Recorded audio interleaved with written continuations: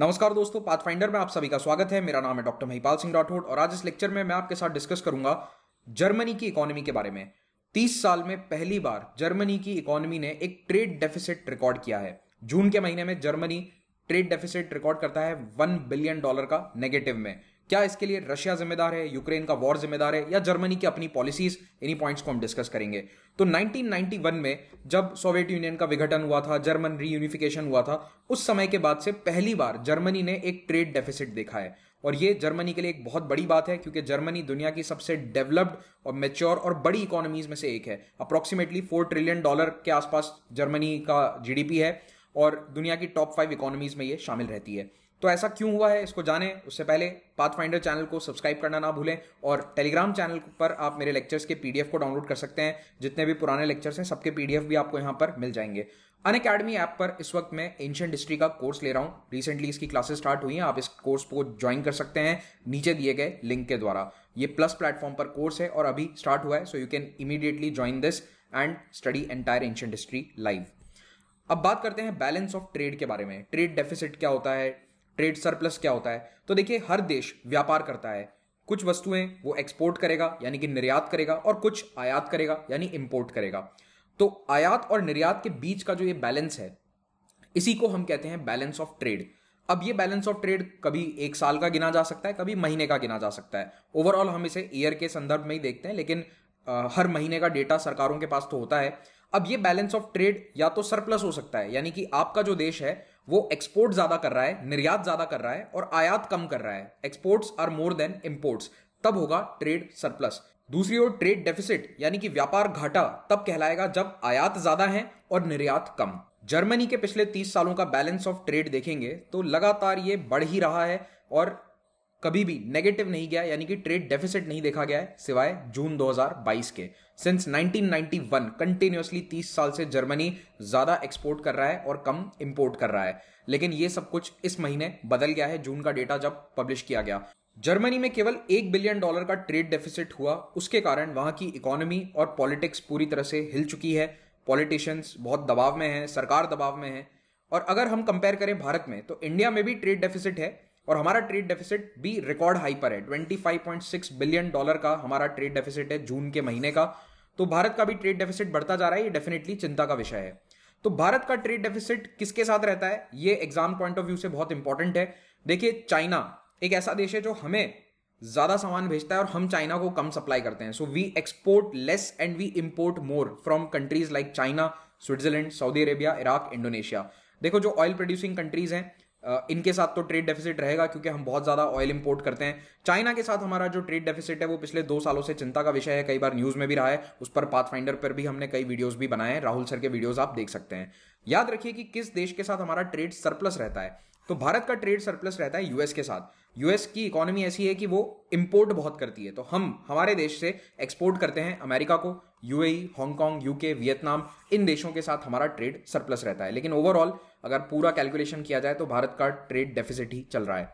अब एक बात याद रखिएगा कि बैलेंस ऑफ ट्रेड केवल गुड्स एंड कमोडिटीज को कैलकुलेट करता है, वस्तुओं को कैलकुलेट करता है जो मैन्युफैक्चर करी गई हैं। सर्विसेज इसमें कैलकुलेट नहीं होती हैं। सर्विसेज, रेमिटेंसेस, इनको अगर आप जोड़ लेंगे तो फिर करंट अकाउंट बैलेंस आ जाता है। और अगर आप ओवरऑल करंट अकाउंट बैलेंस को देखेंगे, पिछले 30 सालों का डेटा अगर हम देखें, 1982 2008 का डेटा है, तो यूएस में सबसे ज्यादा डेफिसिट है क्योंकि यूएस से रेमिटेंसेस दूसरे देशों को ज्यादा जाते हैं। तो आप देखिए कि ये यूएस इकोनॉमी बिल्कुल डार्क ब्राउन कलर में है और जो कंट्रीज आपको ग्रीन में नजर आ रहे हैं वो नेट पॉजिटिव में रहे हैं। पॉजिटिव करंट अकाउंट बैलेंस किन देशों का सबसे ज्यादा रहा है, तो इन 30 सालों में चाइना नंबर 1 पर था। सबसे हरा भरा देश यहां चाइना ही नजर आ रहा है। लेकिन आप यहां ध्यान से देखिए, जर्मनी भी काफी डार्क ग्रीन है, सऊदी अरेबिया भी ग्रीन है। सऊदी अरेबिया ऑयल एक्सपोर्ट करता है। जर्मनी क्यों इतना डार्क ग्रीन है? बिकॉज जर्मनी के भी एक्सपोर्ट्स बहुत ज्यादा हैं। अब जर्मनी का ट्रेड डेफिसिट अभी आया क्यों है और ये चिंता का विषय क्यों बन गया है? तो पहले तो ये जानो कि जर्मनी शुरुआत से एक अच्छा मैन्युफैक्चरिंग हब है। शुरुआत का मतलब है कि पिछले 100 साल का अगर आप इतिहास देखें तो जर्मनी अच्छा मैन्युफैक्चरिंग हब रहा है। 1952 के बाद से लगातार जर्मन इकोनॉमी ट्रेड सरप्लस बताती आई है और उसका मुख्य कारण है वहां की व्हीकल इंडस्ट्री। आप जानते ही हैं जर्मन कार ब्रांड्स बहुत ही फेमस हैं। आई एम श्योर इनमें से एक ना एक ब्रांड के बारे में आपने सुना होगा या किसी कार का नाम तो आप जानते होंगे। लेकिन प्रॉब्लम यह है कि ये सारी इंडस्ट्री गैस पर चलती है। ये सारी इंडस्ट्री जो एनर्जी रिक्वायरमेंट मांगती है वो काफी हद तक नेचुरल गैस पर निर्भर है और जर्मनी की आधी नेचुरल गैस सप्लाई आती है रशिया से और ये गैस सप्लाई अभी रुक गई है, अवरोधित हो गई है, कारण Russia Ukraine war and geopolitics. ये सारी गैस रशिया से जर्मनी पहुंचाई जाती है पाइपलाइंस के माध्यम से। तो नॉर्ड स्ट्रीम 1 नाम की एक पाइपलाइन ऑलरेडी एग्जिस्ट करती है और गैस की डिमांड इतनी ज्यादा थी, एनर्जी की डिमांड जर्मन इकोनॉमी में इतनी ज्यादा है कि एक और पाइपलाइन बनाने का प्लान था पूर्व चांसलर एंजेला मर्कल का। नॉर्ड स्ट्रीम 2 नाम की ये पाइपलाइन थी जिसके लिए समझौता भी हो गया था, काम भी शुरू हो गया था। अगर ये बन जाती है, कंप्लीट हो जाती है, तो जर्मनी को इससे बहुत फायदा होगा, जर्मनी की इंडस्ट्री और तेजी से आगे बढ़ेगी। लेकिन उसके बाद जियोपॉलिटिक्स इन्वॉल्व होती है। 2019 में ट्रंप ने, यूएसए ने जर्मनी पर दबाव बनाया कि क्यों रशिया के साथ आप गैस पाइपलाइन बना रहे हो, क्यों वहां से गैस खरीदना चाहते हो, आप दूसरे सोर्सेज से खरीदिए। इनफैक्ट यूएस चाहता था कि अपने देश की यानी कि यूएस की गैस जर्मनी बेची जाए, तो इसीलिए यूएस दबाव बनाता है और नॉर्ड स्ट्रीम 2 पाइपलाइन को टेम्परेली रोक दिया जाता है, उसे हॉल्ट कर दिया जाता है। और चांसलर ओलाफ शोल्स, जो अभी करंट चांसलर हैं, इन्होंने नॉर्ड स्ट्रीम 2 प्रोजेक्ट को इनडेफिनेटली रोक दिया है अंडर अमेरिकन प्रेशर। अब नॉर्ड स्ट्रीम 1 जो कि इकलौती बड़ी पाइपलाइन है जर्मनी को गैस सप्लाई करने के लिए, इसमें अगर कुछ भी रुकावट आ जाती है, 10-15 दिन के लिए भी ये बंद हो जाए, तो जर्मनी की इंडस्ट्री तुरंत रुक जाएगी। और अभी ऐसा ही कुछ हुआ है। देखिए, नॉर्ड स्ट्रीम 1 एक बहुत बड़ी पाइपलाइन है और किसी भी मशीनरी की तरह इस पाइपलाइन में भी रिपेयर्स करने पड़ते हैं, पंपिंग स्टेशंस हैं, उनको चालू रखना एक बहुत मुश्किल टास्क है। और ये काम जनरली रशिया कर लेता है अपने एंड पर, रशिया वाले एरिया में, ताकि ये पाइपलाइन चालू रहे। लेकिन रशिया पर यूक्रेन युद्ध के बाद से सैंक्शंस लगाए गए हैं और इन सैंक्शंस के कारण रशिया ये कह रहा है कि हमारे पास इक्विपमेंट नहीं है, हम इक्विपमेंट खरीद नहीं पा रहे हैं दूसरे देशों से, जिससे उस पाइपलाइन को रेगुलरली रिपेयर करके सुचारू रूप से चलाया जा सके। तो रशिया कह रहा है कि आप इक्विपमेंट दे दो। जर्मनी भी कोशिश कर रहा है कि इक्विपमेंट लाया जाए, लेकिन अभी ये सॉल्व नहीं हो पा रहा है प्रॉब्लम। तो जून 2022 में फाइनली रशिया ने कहा कि हम नॉर्ड स्ट्रीम 1 से गैस सप्लाई करने के फेवर में नहीं है, ना ही हम सप्लाई कर सकते हैं और ना ही इन सैंक्शंस के चलते हम सप्लाई करना चाहते हैं। और रशिया ने गैस सप्लाईज को कट कर दिया। रशिया का ये फैसला जर्मनी के लिए बहुत ही प्रॉब्लमेटिक था। अब ऑफिशियली रशिया ने ये कहा है कि हम रिपेयर कर रहे हैं, 11 से 21 जुलाई तक यहां पर रिपेयर चलेगा और इसके लिए ये पूरी तरह से बंद रहेगी नॉर्ड स्ट्रीम 1। इस अनाउंसमेंट से एक और समस्या सामने आती है। जैसे ही ये पता चलता है कि आने वाले कुछ समय में किसी वस्तु की कमी होगी, तो मार्केट में उसकी तेजी आ जाती है। ये सिंपल डिमांड एंड सप्लाई की इकोनॉमिक्स है। जैसे ही पता चलता है कि नॉर्ड स्ट्रीम 1 बंद होने वाली है, तो कमोडिटी मार्केट ट्रेडिंग यूरोप में जो होती है, उसमें गैस के प्राइसेस बढ़ जाते हैं। बेसिकली ये एक बाजार है, कमोडिटी मार्केट, जिसमें कमोडिटीज यानी कि गैस, नेचुरल रिसोर्सेज, इनके ऊपर प्राइसेस फिक्स किए जाते हैं ओपन मार्केट में। तो इस कमोडिटी मार्केट ट्रेडिंग में गैस के प्राइसेस तुरंत बढ़ गए और उसी प्राइस पर अब जर्मनी ये गैस खरीदेगा। अब आप सोच रहे हैं कि कमोडिटी मार्केट में ट्रेडिंग क्यों हो रही है? जब रशिया से गैस खरीद रहे हैं तो एक फिक्स रेट तो होगा। बिल्कुल, रशिया का ऐसा ही प्लान था। 2 साल पहले रशिया ने ये प्लान सामने रखा था कि आप एक फिक्स रेट तय कर लो, इस रेट पर हम आपको गैस सप्लाई करेंगे और कॉन्ट्रैक्ट साइन कर लीजिए कि इतने रुपए आपको हमें देने ही पड़ेंगे, अगले 5 साल के लिए हम आपको गैस सप्लाई करें, या 10 साल का लंबा कॉन्ट्रैक्ट साइन कर लो। अब उस समय जर्मनी और अन्य पश्चिमी देशों को ये लगा था, और खास करके यूएस के प्रेशर में ये लगा था कि गैस की प्राइसेस भविष्य में कम होंगी। तो उनको ये लगा कि आज, यानी कि अभी से 2 साल पहले, क्यों हम इन्फ्लेटेड प्राइस या बढ़ी हुई प्राइस पर समझौता करें अगले 5 या 10 साल के लिए। हम इंतजार करते हैं, जब गैस की प्राइसेस आने वाले 2-3 सालों में कम होगी तो कम प्राइस पर खरीदेंगे। उन्हें नहीं पता था ना कि युद्ध शुरू हो जाएगा और प्राइसेस एकदम से शूट अप हो जाएंगी। तो ये जर्मनी ने अपने ही पैर पर कुल्हाड़ी मारी है कि इन्हें आज कमोडिटी मार्केट ट्रेडिंग में ये गैस खरीदनी पड़ रही है महंगे दामों पर, जबकि रशिया ने आज से कुछ साल पहले इन्हें ऑफर किया था कि हम आपको फिक्स प्राइस पर भेज देते हैं। लेकिन इन्होंने कहा कि नहीं, हम तो कैपिटलिज्म में बिलीव करते हैं, स्पॉट मार्केट प्राइसेस पर गैस खरीदेंगे, जो उस दिन का दाम होगा उस दिन पर हम गैस खरीदेंगे। और ये पॉलिसी जर्मनी को बहुत ज्यादा भारी पड़ रही है इस वक्त, और इसके कारण गैस की प्राइसेस बढ़ रही है। तो ये उस समय के कुछ रिपोर्ट्स हैं। टास हालांकि एक रशियन न्यूज एजेंसी है जो रशियन गवर्नमेंट के अकॉर्डिंग न्यूज देती है, बट इसके अंदर ये बिल्कुल सही आर्टिकल है, आप चाहें तो इसे पढ़ भी सकते हैं सर्च करके। ये इन्होंने स्पष्ट बताया कि कैसे ये ऑफर दिया गया था जर्मनी को और जर्मनी ने इसे पूरा रिजेक्ट कर दिया था। ठीक है, तो अब गैस की प्राइसेस डबल हो चुकी हैं, डबल से भी ज्यादा हो चुकी है इनफैक्ट यूरोप में। और कोई भी कमोडिटी की प्राइस अगर डबल होती है, रॉ मटेरियल का इनपुट कॉस्ट डबल होता है, तो ऑफकोर्स फिनिश्ड गुड्स पर, मैन्युफैक्चर्ड गुड्स पर उसका असर आपको देखने को मिलेगा।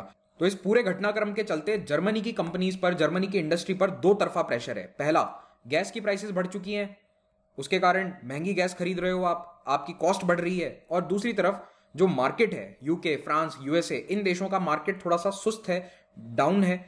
जर्मन प्रोडक्ट्स की डिमांड थोड़ी सी कम है। मतलब जर्मन प्रोडक्ट क्या, पूरी दुनिया में ही डिमांड सप्लाई का अभी बहुत गड़बड़ चल रहा है। तो ऐसे में यूके, फ्रांस और यूएस के मार्केट से डिमांड ज्यादा ना होने के कारण इंपोर्ट के प्राइसेस बढ़ रहे हैं, और दूसरी तरफ उनके प्रोडक्ट की, मैन्युफैक्चर्ड गुड्स की, बनाए हुए सामान की जो डिमांड है वो दूसरे देशों में कम होती जा रही है। तो जर्मनी की जो सेल है, जो एक्सपोर्ट्स हैं, वो 0.5% गिर गए और इंपोर्ट्स 2.7% बढ़ गए। अब ये इतने बड़े आंकड़े आपको नहीं लग रहे होंगे, लेकिन ये एक महीने के आंकड़े हैं। तो इकोनॉमी जब इतनी बड़ी है, $4 ट्रिलियन के आसपास की इकोनॉमी है, जीडीपी है जर्मनी की, तो उसमें ये 1% का इधर उधर होना भी बहुत ही प्रॉब्लमेटिक हो सकता है। अगर इंपोर्ट और एक्सपोर्ट के प्राइस राइज को आप कंपेयर करना चाहें तो मई के महीने में जो इनपुट कॉस्ट है वो अप्रोक्सीमेटली 30% बढ़ गए। यानी कि जो जर्मन इंडस्ट्री को एनर्जी, रॉ मटेरियल, पार्ट्स खरीदने पड़ रहे हैं कार्स बनाने के लिए या कुछ भी मैन्युफैक्चर्ड गुड्स बनाने के लिए, वो 30% की दर से बढ़ गए, और जो उनके द्वारा बनाई गई वस्तुओं की कीमतें हैं वो केवल 15% बढ़ी हैं। तो इसीलिए ये ट्रेड डेफिसिट हमें देखने को मिल रहा है। अब अभी की बात करें जर्मनी के गैस रिजर्व की, तो 1 से 2 महीने का जर्मनी के पास गैस रिजर्व इस वक्त मौजूद है। अगर रशिया पूरी तरह से सप्लाई कट ऑफ कर भी देता है तो इनके पास 2 महीने का रिजर्व है मैक्सिमम, इससे ज्यादा नहीं है।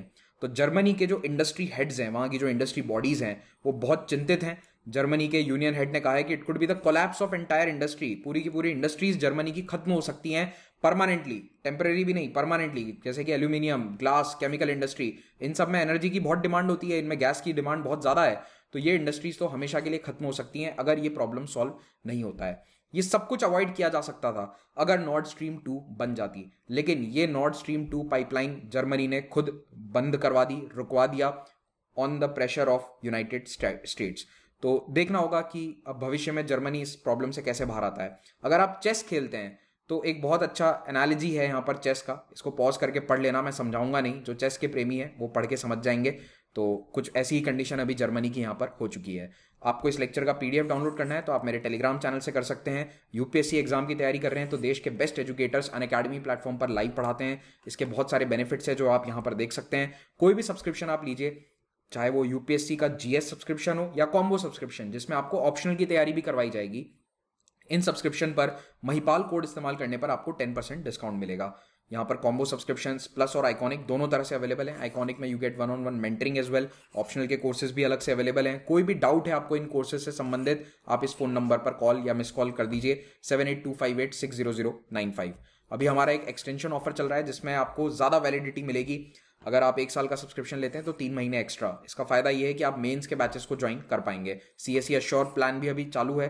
2 ईयर का सब्सक्रिप्शन लेने पर आपको 1 year extended validity, so you can keep on using your classes. अगर आपको अपनी रैंक भी सुधारनी है सेकंड अटेम्प्ट में, थर्ड अटेम्प्ट में, then you can use the classes for that. Optional की टेस्ट सीरीज चल रही है, you can join these. 0% EMI पर सभी कोर्सेज अवेलेबल हैं। 6 जुलाई से नए बैचेस स्टार्ट हुए हैं, यू कैन ज्वाइन दीज। रविवार को कॉम्बैट आएगा, कॉम्बैट में हिस्सा लेकर आप स्कॉलरशिप जीत सकते हैं और फ्री में ये सभी सब्सक्रिप्शंस अवेल कर सकते हैं। Thank you very much, have a great day.